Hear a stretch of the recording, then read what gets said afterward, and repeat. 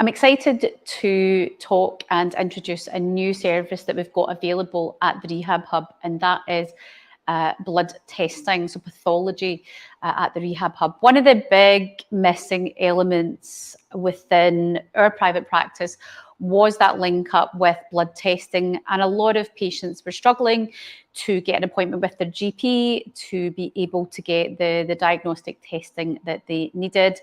The NHS is hammered at the moment.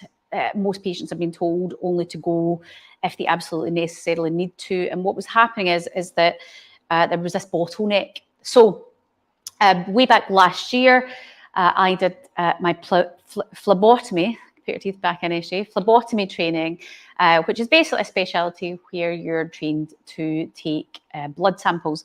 So I needed to do that training anyway for PRP injections.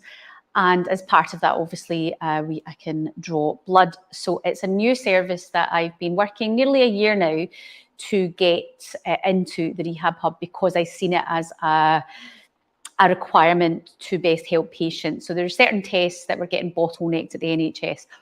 So what this means is, it doesn't just mean that you can just decide, oh, I fancy getting a massive big blood screening, lots of testing done. I've got to ethically test with justification why you're needing that testing. I can't just send you away for lots of tests. That wouldn't be ethical.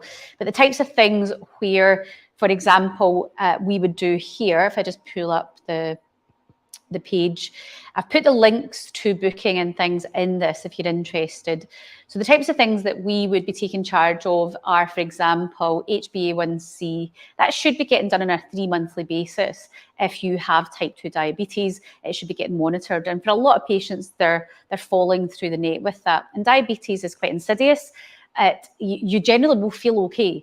But if your blood sugar levels are, raging high, and you're not keeping control of that and tabs on that, then the consequence of that can be extremely detrimental to your health. So things like that, getting your kind of regular HbA1c, it means that it can all be done within in-house. We get the results back usually for something like that within the day. And it's all there nice, neat and tidy. There's no need for us to refer you back into the NHS to then weigh or go to different health centres to get your appointment. So if you have type 2 diabetes, you want a nice, easy, simple service where you're getting your foot screening, then we can provide that service of your HbA1c testing. That's no problem to do that. To give you an idea of prices of that, for your HbA1c, the full reporting, you're £51, so not ridiculously expensive. Glucose testing as well. So say, for example, we suspected that you may possibly have type 2 diabetes, then we would be able to basically test you for that as well. That type of test would be £30. So again, not a big deal. These would be on top of your normal consultation. Our consultations, if you're a new patient, are £60. If you are an existing patient, they're £55. So your blood screening, any kind of testings, your testings would be on top of that as well. In terms of other testing that we can do, and this has been one that's been a big major frustration for us. So as a podiatrist, we see, and we're generally the first people to notice things with people's health. So whether it be, just doing a routine check of a patient's blood pressure and realising that there's maybe some more things that need to be looked at there, right down to rheumatology issues. So usually what we find in podiatry is that we're the first to notice something's wrong. Your feet are attached to the rest of your body, and they are the end arteries. Usually when we have any neurological or any systemic things going on, your feet show it first. And generally you can just tell by looking at somebody's feet, you get a good indication actually of their vascular health, their neurological health, their overall general well-being really. And for a lot of things, we are usually the first to pick up issues with rheumatology, so inflammatory, systemic, autoimmune type problems. And again, this has been a bit of a bottleneck with the NHS getting proper assessments. So this is something that we can help with. So if for any reason that we suspect that there is any immune system involvement, then we are able to do a full screening of that and absolutely rule any autoimmune problems out of the diagnosis. So that is something that we can absolutely help with, and it's something that we found was a little bit frustrating. Some practices actually are excellent. Some GP practices are really on the ball with this sort of stuff, but unfortunately, many are absolutely overwhelmed and not as easy to get those referrals happening fast enough. And it's quite, if you're waiting in blood results or you're waiting for that referral, it's quite stressful. It's a stressful time. And, the sooner we get the results back, the sooner we can get a plan in place. So things like that, we'd be looking at a kind of full blood count, your ESR, we'd be looking at liver function tests, we'd be looking at your inflammatory markers. So basically ruling out there isn't any immune system involvement. And then from there, what we'd then be able to do, if something did flag up or something just wasn't looking quite right, that can then go with the GP with their referral. So we would send a referral letter to the GP with a report of findings, what our working diagnosis is, and then onward referral to rheumatology. So it would expedite that process for you. It would just get you into that referral to rheumatology if that's needed that little bit quicker. So it would just get that ruled out. So things like that it can be really useful for. Also just, say for example, we wanted to check if there's any inflammatory involvement, or if we were going to do a surgery and we wanted to check liver function, kidney function, certainly some of the local anaesthetic. If we were going to do like a nail surgery or something, we might want to do some screening prior to that as well. So it can be quite handy for that. Some of those screenings are around kind of £20, £30. So they're not, again, a major cost to you, but it's a massive convenience in terms of joining up that service. So if it's something that you're interested in, please don't hesitate to reach out. We can do pretty much most full blood screening, depending on what it's for, within our scope of practice. And obviously, we would act as that referral. So normally, if you were wanting your bloods done, you do need a referral in to get blood testing done. But obviously, we would provide that referral for you and do the screening and then get the results. And then if anything did flag up, it would be our job to then flag that immediately with your GP, who then expedites the whole process. So it then means that it's just dealt with a lot faster. So hopefully that makes sense. It can be a bit of a frustrating time when you're waiting in results and sometimes just getting an appointment. So it can just help speed the process up and make it a little bit more pleasant. Now in here, I think our kind of blood taking is fairly pleasant. Anybody that's been in where I've taken their blood has always said how easy it was. I've had a few patients who have said, well, they've always had issues with phlebotomists finding a good vessel to get the blood out of. And yeah, there can be some tricky ones, but one of the things that we invested in last year was a little vein light. I'll show you, it's quite funky.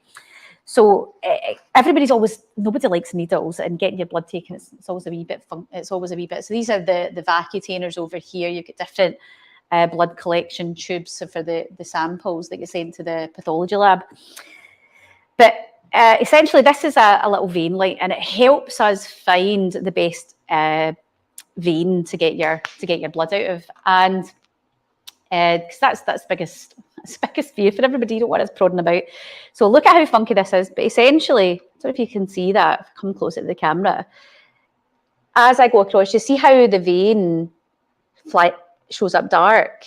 And then I'll turn it that way. It's maybe easier for you to see. See it? So there's my big lovely vein there, that darkness.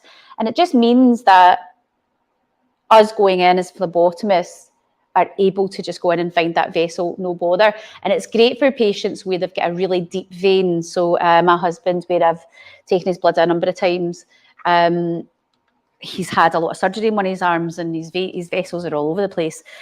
And he's always like, oh no, I need to get this done. And he was like, that's amazing, that little light, because it's less of a trauma for him, put it that way. So rest assured that the process is it's actually really simple and really easy. And with little things like that, we do make it a wee bit more pleasant for you. It's less that's scary when I get my bloods done. It's I wouldn't say it's not a pleasant experience, but it's quick and it's easy. Even with those tricky veins where they're that wee bit harder to find with the vein light. It really just takes that problem that you may have had in the past with different phlebotomists trying to find your vein. It's a nice wee thing. It also holds the vessel a lot of the time when we're putting the needles in to collect. Vessels roll, so that it actually holds the vessel in place. So it's a great wee device. Anyway, I'm rambling on. If you are interested, please don't hesitate to reach out.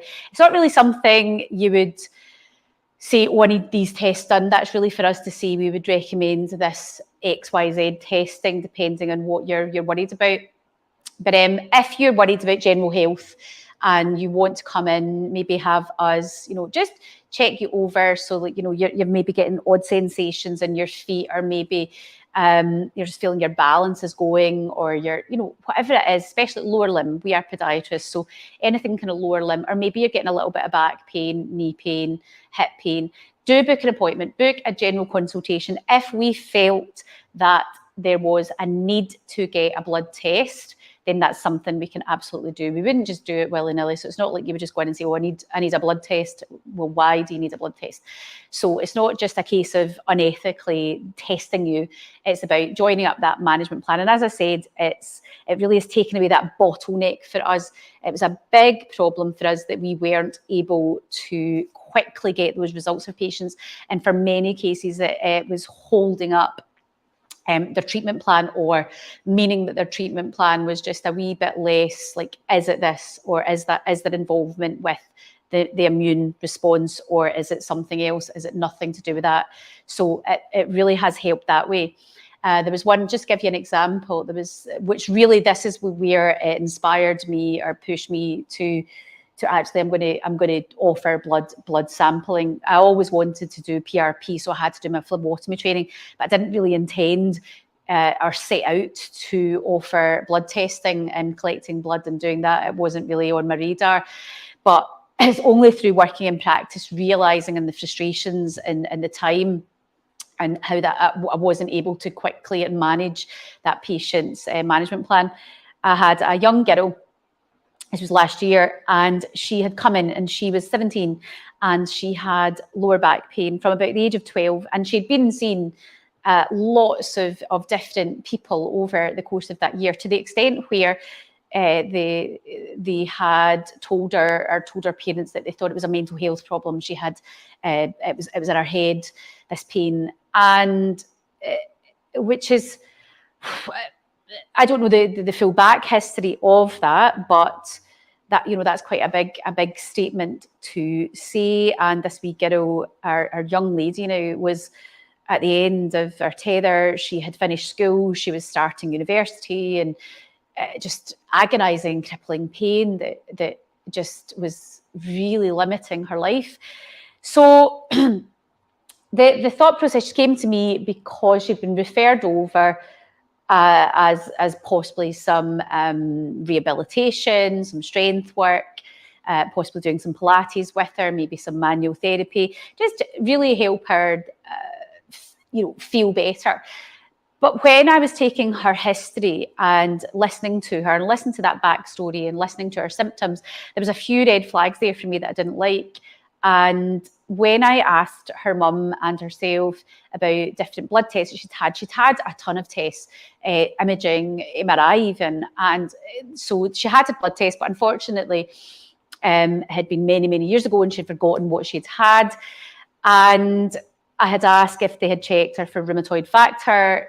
She believed that they had done that test. I don't know whether they had or hadn't, and whether or not how that had come up. So my kind of inkling with this young girl was a possible ankylosing spondylitis. Now, I didn't say that to the patient because you don't want to, it's not my job to diagnose that, but it was in the back of my mind that this was a possibility given her presentation and where she was at age and everything that was going on with her.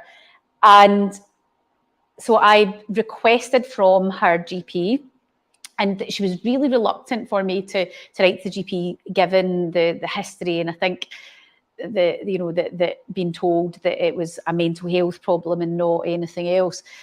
And so I wrote to the GP with my suspicions and requested that she be checked specifically for zero negative testing for ankylosing, my suspicion was ankylosing spondylitis, and it came back positive. And that really, now that whole process though it was about 8 weeks to get her to the point of getting the results back of those tests.